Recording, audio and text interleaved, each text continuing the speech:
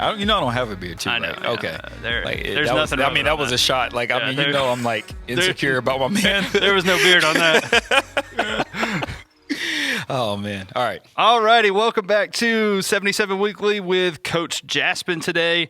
We're going to talk about goal setting. Beginning of the year, you need to set goals. That's Why? right. So you can have something to achieve. That's right. It's just interesting, man. I think a lot of people, they go into the gym and they anticipate that we're just going to hand them a goal, and then that's really not what we do. We help them figure it out. We help kind of, direct them in the right path. But it's pretty funny because they're like, well, what do I do once I get here? Well, it's usually opposite. It's like, we want to know what your goal Right. is so we can help you get Exactly. there. Exactly. I think that's the best course of action, especially when talking about, how to help people and keep people to stay in the gym, help people to stay in the gym, creating longevity in the routines. It's not going to come from us. It's got to come from you. So, Right. Yeah. So, but I had 7 things I wanted to talk about. It's 7? 7. It's 7 points. 7 points. Well, I only have 7 things I want to talk about. 7 points. I guess I should say it like that. It sounds a little bit better. 7 things sounds like we're going to be here all day. No, 7 points. And it started off with just kind of goal setting in general. Like going into the gym, depending on whatever your platform is, are you an athlete? Are you just a person looking for a health and fitness? Are you weight loss? Are you, recovering from injury? It really helps identify where exactly you want to, end up in the next 4 weeks, 6 weeks, 6 months. The first thing, I wrote things down, so I'm going to be looking at my phone the whole time. I hope you don't mind. So I was going to say this, but you already put it kind of thing. I'll intro this. So okay. SMART goals. Oh yeah, did you see that? I was thinking. Okay. I was going to say, like, I hate when people talk about SMART goals, but they're actually really effective to like how you can set good goals. Right. So like it's like so cliche to be like SMART goals. Yeah. Well, what is that? I hate saying it, but it works. Yeah, so no, and looks like we're going to be talking about SMART goals on this 1997 phone over here. This is a Galaxy Note. Look, that's not an iPhone. I don't know what it is. Well, you know what? That's pretty much might as well be a flip phone. Yeah, that's the consensus for everybody at the gym. No, it's SMART goals, man. Well, before you even start getting to SMART goals, I like to get people thinking about what it is that they want. We do consultations all the time at the gym. I had a young man come in this morning who is a transfer into UNC Charlotte and wants to play football and run track. And, I'm asking him, like, what do you want to do? I'll just take a peek at him. I'll tell you if he's going to be able to do it. He want to know if his goals are attainable? Yeah. Let me come check him out. I'll just give him an eyeball and say, nah, you ain't got it, brother. Yeah, well, he was playing D2 ball up in New York, so I'm hoping, he's got a little bit of a foundation. So, all right. We'll see where, this heads, but you got to think about what you want. And then that kind of intros into the SMART goals. But a lot of people do come into the gym. They haven't really discussed, where they want to head. They haven't discussed what they want out of their goals of, going into the gym. A lot of the times it's just, oh, well, my friend comes here and I want to get stronger, or like I need to lose weight. At least that's a start. Yeah. The SMART goals, though, we're going to go over, specific goals. Are they measurable? Are they attainable? Is there something realistic about those goals? And then what's the time frame on them? And so obviously that's where you get your acronym of SMART. SMART, S being specific, measurable, attainable, realistic, and time bound. I don't want to spend too much time talking about that, in depth, but I think people do understand that. The biggest thing that I honestly take out of this is the attainable goals. See, I'm opposite. I take actually measurable and time bound. Okay. Because what a lot of people will do is be like, I want to lose weight. Yeah, that's attainable. Right. You can lose weight. Right. How much weight do you want to lose, and by what fast? Time? Now, is that actually attainable? Yeah. I think if you kind of rephrase it, attainable is important because they'll be like, I want to lose 700 pounds. Well, that's not attainable, person. ain't realistic. Right. And and I guess I look at it in a similar fashion. Just like, maybe it's because I couple, the time bound and the realism behind it. It's like, is that attainable? It's not attainable if you do have, this unrealistic 1 time week frame. to lose 10 pounds. Right. Or might not be attainable. I'll give you an example that we hear all the time. Hey, I have a wedding in a month and I want to lose 30 pounds. Dude, you should have came in 6 months ago at least. You got a chainsaw, cut that arm off. That's the only way you're going to get there. It's so bad. No, but, helping, and I do think as coaches, it is our job to kind of help identify, what are those goals, and to be completely open and honest. And I believe that, since we've been open in 2012, one of the best things our coaching staff has always done, regardless of who's been there, is they've been honest about the ability to reach those goals, right? We don't come in and we don't sell people a pipe dream. we come in and we talk about it. If you do have a dream, we want to help you get there, but we're not going to sit there. You talk about dreams because it's Martin Luther King Day. You know what? That's a great segue, man. Hey, I thought you were about to give me the speech. Hey, look, man. No, I would love to, but unfortunately, I couldn't get today off. I've been asking for it for the last 8 years, and I just I don't know what it is about this day. You just can't get it off. I cannot get this day off. But no, it's But anyways, going back to it, it's one of the things that I think as coaches that we help identify those goals. But going beyond the SMART part is just writing them down. I know a lot of people don't like to go pen to paper anymore, but even putting it on your iPad or your handy dandy iPhone that all you guys have. Put it in your notes on the iPhone. Yeah, if you get a Droid, you might not have a notes section. I mean, this is my notes right here. Is it notes, or do you have to type an email out or a text? It's notes. It works pretty good. Send a carrier pigeon over to your phone. I'll take a carrier pigeon any day. But writing down these goals that you have, and I think that's important too, because you have to put, whether it's saying it out loud or putting it on paper or, whatever phrase you want to use, putting it on the computer. It's important to write it down. It's important to have something significant that you can reflect back on. And whether that means it held you accountable or whether that means that, hey, I was able to look at this each and every day and be reminded of this is where I'm headed. You have to create a plan of action, and then you have to create a timeline in which you want to get there. And again, I look back, and one of the examples is the weddings. Another example is, like I said, the kid that I have, he's trying to start up the new year, and he wants to transfer in. And one of the questions I asked, I was like, are you going to spring practice, or are you trying to do this, in August of the coming year? He's like, well, I don't know. I'm like, well, that's gonna really. You should have already known that one. Well, he's still waiting on class response, and is he going to get into the classes for this semester, and is he going to be on campus? And there are things that are still in the works for him. But again, as a coach, it's up to us to ask these questions to help guide. And I think a lot of people usually come in without. Well, they don't know the questions to ask. Mm-hmm. So and that's kind of coach might not even be a good word for what.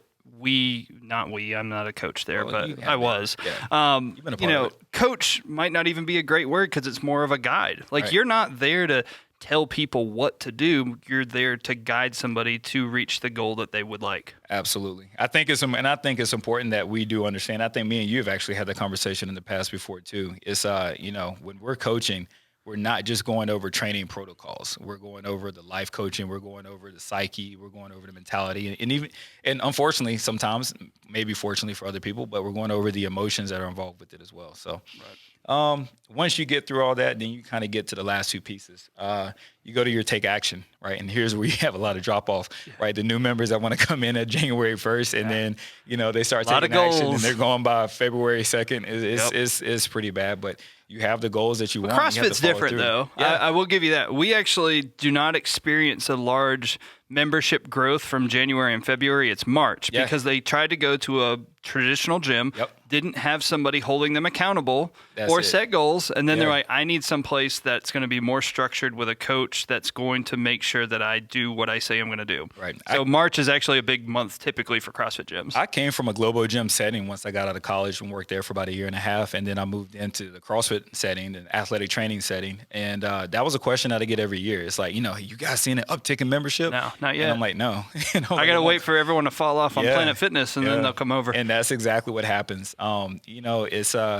It's just one of those things, and it's pretty cool too because they always come in, and cool for us because we get to work with these individuals where they're kind of defeated. They've gone to their Globo gym, whether it's Planet Fitness or whatever, and nothing's wrong with those gyms, but they don't offer that one-on-one, that personal accountability, man. It's accountability. Yep. And if you don't have the accountability from your family or your support system or a coach that you hire or, teammates that you're playing with, you fall through the cracks. So you got to take action, and then you got to reevaluate. Mm-hmm. And one of the things that I've learned, especially with setting goals, is that, you end up having a plan. And then you try to work on this plan, and then you don't reevaluate, and you get frustrated because something happens to this plan, and you start to have cracks or find cracks in this plan. So you have to be able to reevaluate and change your plan if and when necessary, and figure out a way to continue to work towards your goals. And this high and low, this ebb and flow thing that happens when you train is going to be a very realistic part of that journey. So again, I know that's a lot of points. I'm sure everybody's going to be like, oh, well, that's simple. We can condense.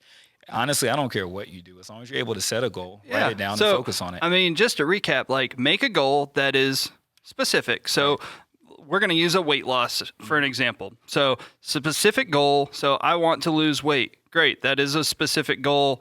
How much weight? That's measurable. I would like to lose 20 pounds. Okay. Right. Is that going to be attainable? Can you actually physically lose 20 pounds in your body? Right. Yeah, I'm fat. Okay, cool. Is it realistic for you to lose 20 pounds? Mm-hmm. Yeah, I'm real fat. Okay, right. Got it. Timeline. So I need to lose, or my goal is to lose 20 pounds in 3 months. Okay, is that realistic for you to lose 20 pounds in 3 months? Is that actually attainable, achievable, realistic? Why do I feel like you're talking about me right now? Hey, no, I'm talking to myself. This is my goal.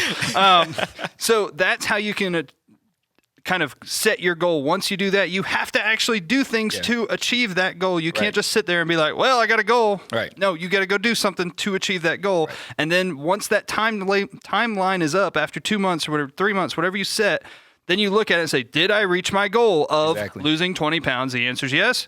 What's my next goal? The answer is no. Why didn't I achieve that goal? Mm-hmm. What can I do different? Let's set a new goal and do it again. Yeah. It's boom. Pretty- Hammer time. Yeah, and it sounds simple, like, and I do believe that's where you have to start at least. It's I have a competition coming. I'm going to do a powerlifting comp. I don't know if I told you this. No, you haven't. You should join me. I'm going to try to. I'm going to do. I got to get down to the weight classes. I can't be up with them big boys my size. I got to get way on down. Like you were describing me because I got to get down to weight class too. I'm about 4 pounds over, so I need to 4 pounds. Yeah, 4. I'm like 40 over what I should be of a weight class for weightlifting. Well, so this is so I was going over my goals for this comp. And, I looked at it and I was like, what do I want? Where do I want to be? Do I want to hit a PR with every one of my lifts? And I'm like, I don't know if I want a PR with 3 lifts in like 3 hours. That's gonna be a lot. Well, it's gonna be. I'll be so proud of you, though. Would you? Okay. Maybe I'll go. Maybe I'll go reevaluate my goals and throw this in. They weren't realistic because they were too easy. Is that what it is? Yeah. Okay. Well, okay. I'm gonna go make it a little bit more challenging. So I think that one of the things that helped me is, one, I looked at the goals and I said, well, is this something that I can do, and can I realistically be competitive? That was one of the goals that I wanted. I looked at the weight class. I looked at the numbers from before, and then I basically said, okay, this is something I can do, but I'm gonna have to train for it so I can at least manage to be competitive. I don't just show up and think that athleticism or history alone is going to get me there. And so, I go through all those SMART goals and think about the timeline, and this comp is in 2.5 to 3-ish months. Plenty of time to reach realistic goals. Right. Yep. Plenty of time to, lay some things out. I may not be perfect, but it at least helps me start my journey. And I keep the competition in perspective also. Like, it's not I don't need this competition to validate anything. I'm not looking at this competition to say I want to be a champion. It's something that will allow you to push yourself so you can set goals and challenge yourself. Right. Gives you something to train for. Absolutely. So it's I think the biggest thing that I want to make sure is that as a coaching staff, we continue to engage with all of our members and the people that show up. And even this morning was just a simple consultation. I told them, I was like, if you never come back here, I was like, that is okay. Take this, right. Take away from this that you now have at least some kind of guidance and a plan. So can any member just kind of reach out to coaches and say, hey, I want to go over some goals. You guys know what I'm how my fitness level is. I want to just kind of tell you some of my goals, help me set up a plan to achieve them. Absolutely. And I think that is important for every member to do that. I'm saying we. When I own my gym, in which you guys follow a lot of the same stuff that I did, we would always recommend every 4 months, so 3 times a year, you need to reassess, reevaluate your goals, sit with a coach, meet with a coach, because they're going to be the ones that's going to be able to help you set the realistic. Agreed. You might push yourself a little harder than what you thought you could. Right. But every 4 months, sit with a coach. Like, it's going to definitely help you have something that you can start working for. The reevaluation, honestly, is nice sometimes, because you realize that even if a coach is not the one that helped you create the plan, they will validate the plan that you're going along with, right? You may find that you're doing just a fine job without any additional help, and that you have done a fine job working towards your goals, and that everything is going the way that you needed to go. Every time you show up to the gym, if you are going over and picking up a barbell and your goal is to run 500 miles this year, it's like, hey, man, how you getting closer to that 500-mile goal? Right. Yeah, I probably should go hit the pavement over here. Yeah, well, at the end of the day, the biggest thing is we have a member come in and they don't talk to us about our goals, and it goes 3 or 4 months. Let's make it a new member. They go 3 or 4 months without actually expressing what it is that they want. and then we find out they're in the wrong program. And I know Rob has talked about the personal programming before on the podcast, but like that would be a time to really reevaluate and discuss, like, maybe you need to be in programming, maybe you need to be in PT. Oh, you had a goal to get your shoulder healthy. I don't know if being in group class every single day is going to get you there. Oh, you had a goal to run a 5K or even a half marathon. I don't know if group class is going to be the option for you in order to make this a doable thing in the foreseeable future. So it's like I said, I know a lot of people might think it's mundane or trivial, but it really does help in regards of success if you want to see it. Jaspin, pleasure as always. Thanks for coming on the podcast. We've got it on audio. Also, this one recorded right here. Right. If you want to check out me and Jaspin, oh man, there we are. Subscribe to YouTube. Yeah. Hey guys, come check us out.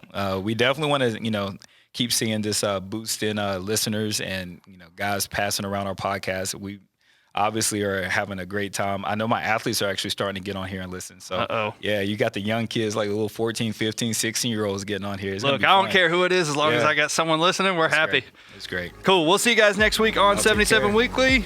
Have a good week.